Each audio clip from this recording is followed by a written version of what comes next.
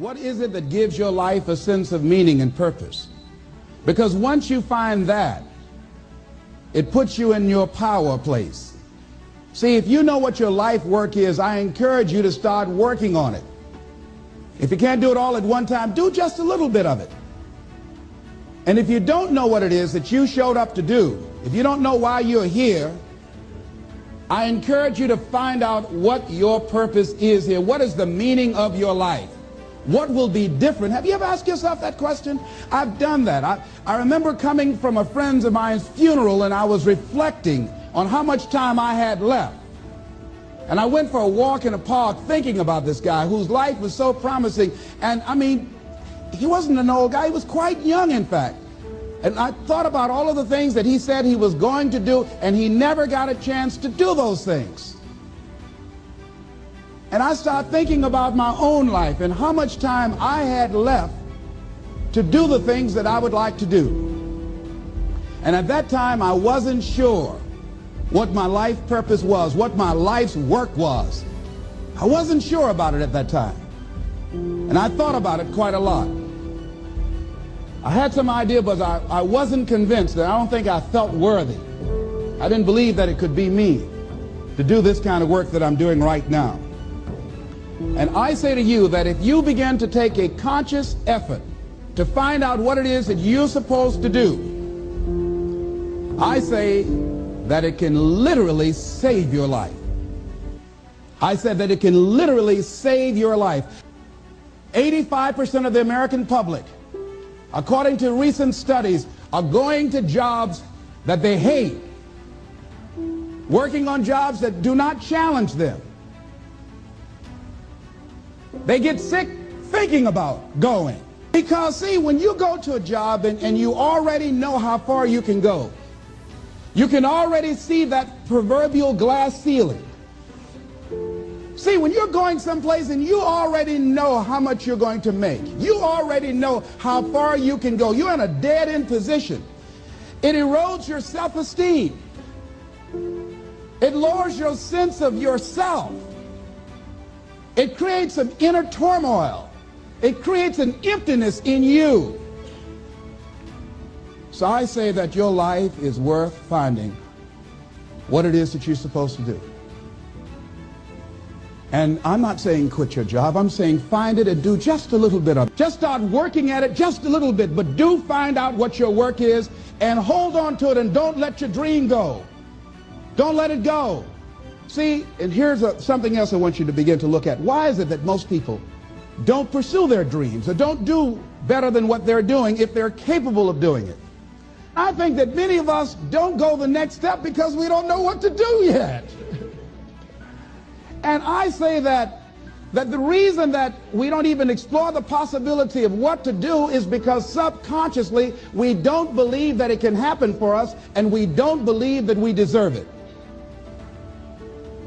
So here's what I'm suggesting. How much time do you spend working on you? How much time do you spend every day working on your dream? In the last 90 days, how many books have you read? In the last year, what new skill or knowledge have you acquired?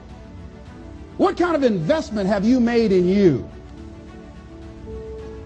So I'm saying that as you begin to look at where you want to go, if you want to make it today, and things are changing so fast you have to literally run to stand still, I'm saying that you've got to make some conscious effort to begin to work to develop you.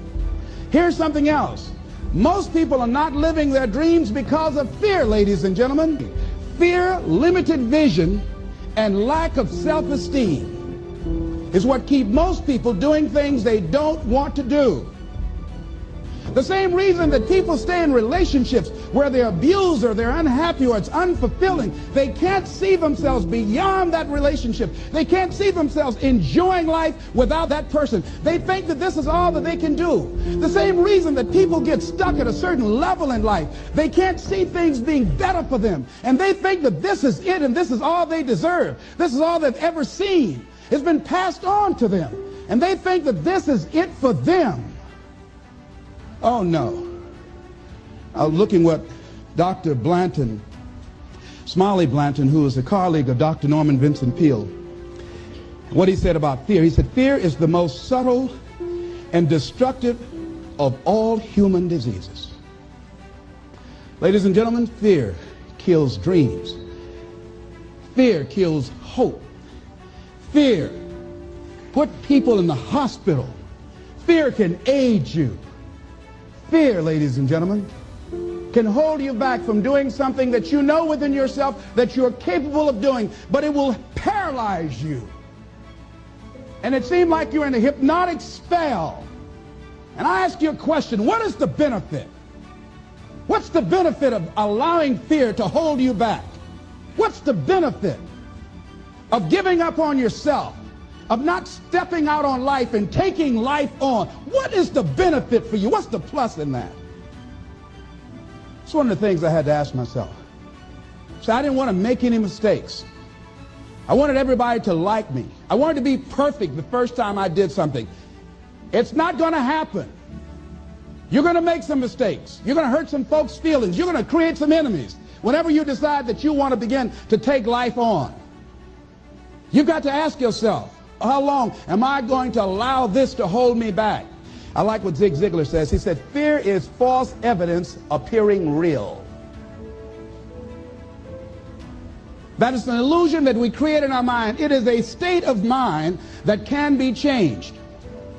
So let's look at how we can begin to take some steps to restructure that fear, to begin to expand our visions of ourselves, to begin to increase our self-esteem. Webster said that self-esteem means confidence and satisfaction in oneself. Look at your life right now. Whatever you've done up to this point in time, your life is working. Whatever you have produced, it came out of you as a result of the kind of person that you have become. It's a result of your choices. It's a result of your consciousness. Now you have to ask yourself, are you satisfied with what you have produced? Is this what you want? Would you like for things to be better than this? Do you believe that you deserve better than this? Or are you content? This is it. You don't have to do anything else. That you already resign yourself in life and say, well, I'm happy. I'm not starving like the people in Calcutta. Are you allowing yourself to get off the hook like that? Or do you believe somewhere in the back of your mind or in your heart that there's some other great work for you to do? There's something else that life has for you. And that's why you're here. How do we handle this fear factor? How do we increase our self-esteem? You have to begin to fortify yourself. How do we do that? I believe that you have to begin to consciously monitor your inner conversation and start talking to yourself. Start building yourself up. Sometimes the only good things you will hear about you are the things that you say to you. So I'm saying learn to be your own booster. Start building yourself up. Start encouraging yourself. Start saying, I can do this. I can make this happen. When I started thinking about becoming a speaker, I said, yes, I can do this. I can make this happen. When I start trying to convince myself I can be a businessman after flopping and failing and losing thousands of dollars and feeling stupid and dumb and having people take advantage of me because of what I didn't know, I had to talk to myself because people were saying to me that I was dumb. And somewhere in the back of my mind, I was saying, you're right. Look at what I've done. I had to say, no, Les. Hey, come on, man. Get yourself together. You can handle this. You just haven't figured it out yet. It's all right. This is your training period. This is the tuition you have to pay for what you don't know. You can do this. Other people have done it. It doesn't take an Einstein. Get you some people that can teach you some stuff that you don't know. Get you some people that have done it successfully and learn from them. Take some seminars, workshops, read some books on how to manage a business. Change the way you see yourself and begin to tend to the personal details. Understand that nobody's going to take care of your business better than you.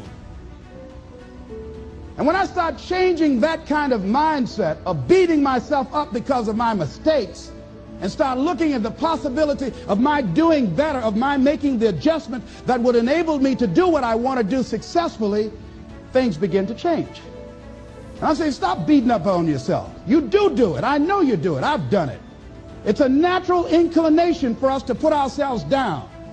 See, we are born negative, I think, in a negative consciousness because we live in a negative world. Here's some other things, ladies and gentlemen. Begin to guard your mind against negative programming, like turn off the television. Don't watch the news. So you've got to guard the kinds of things that you put in your mind. See, if you don't program your mind will be programmed, because human beings are goal-oriented.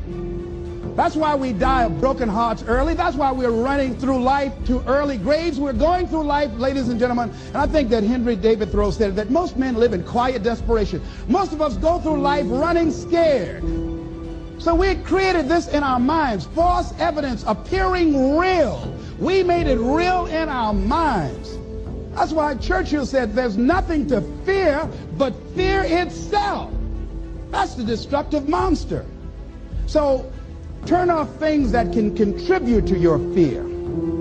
Turn a deaf ear to people that all they can do is talk about how negative things are, because they have bought into the consciousness of the world.